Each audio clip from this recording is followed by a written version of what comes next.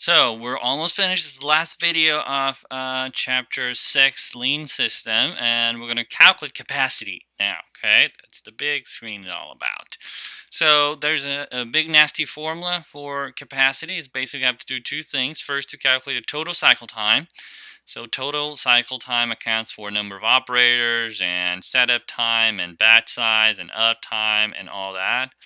And then with the total cycle time, we can calculate the capacity of the process step. Okay, so I'm going to go over, step by step with you guys. So the first one is going to be, so that's E, right?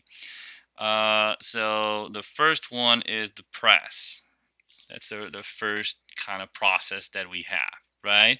So cycle time is going to be 12 seconds. So we have 12 seconds here.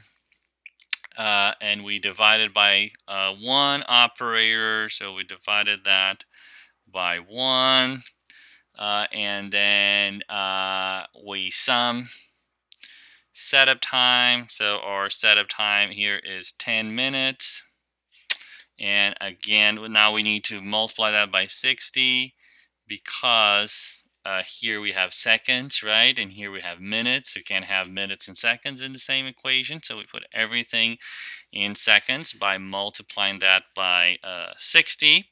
And you take all of that and divide it by the batch size, which is 40, right? And here is only for this equation here, right? So this is this one here, okay? And we take all of this and we divided it by 100%. Because that's the uptime for press, right? Here you can see uptime for press. It's going to be that, okay? So the total cycle time in this case will be 27 seconds, okay? So 27 seconds is the total cycle time. To calculate, this is total cycle time. To calculate the capacity, we have to take the availability. So what was the availability about? Availability is how many hours do I have, or minutes or seconds in case, available to produce. In this case, we're going to calculate the daily capacity, okay? So in one day. Going back a couple of slides, we have here 8 hours per shift and 30 minutes lunch break, right? So we have 7 hours in a day. So if we take 8 minus 1 and multiply that by 60, we'll have minutes, and 60 again will have seconds, right? And we need to divide all that now to do our capacity calculations by that total cycle time of 27. So I know that this upper part is, and let's do that so it will simplify the next one, 25,200 divided by 27, that's 933 parts per day. Okay, that's the capacity of our first process, the press process. And now we need to repeat the same thing for the Pearson form process, right? So this is press. We have here Pierce. Again, the total cycle time. Now it's going to be 34 seconds because that's the cycle time for that step divided by one operator. And then we need to add now the setup time. In this case is 3 minutes. Then you need to multiply by 60 because we need the same unit here, and divide everything by 40, right?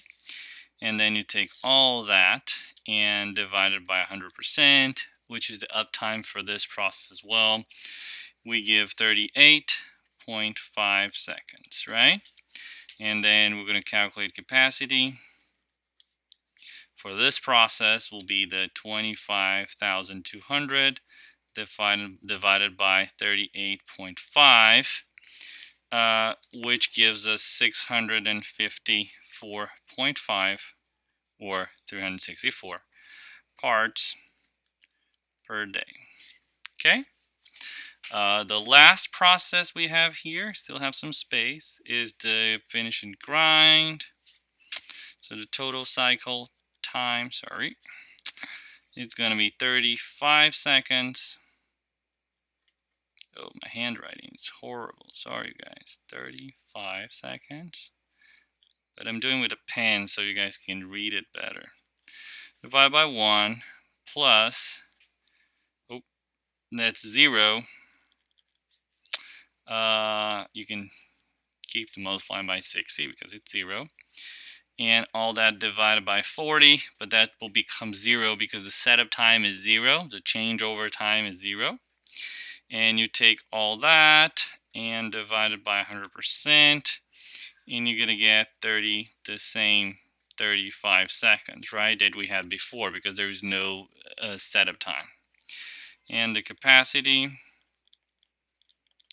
will be the 25,200 divided by 35, which is 600. Well, actually, let me do the math. 720, actually. 720 parts per day. Okay? So how do I know the value stream capacity is going to be the bottleneck, right? Who is the bottleneck? In this process, the bottleneck will be Pearson 4 because it's less than all the other ones, right? So 654, right, rounded down because it's the maximum that you can produce. So 654 is the total capacity for this value stream, and that's how we finish this problem.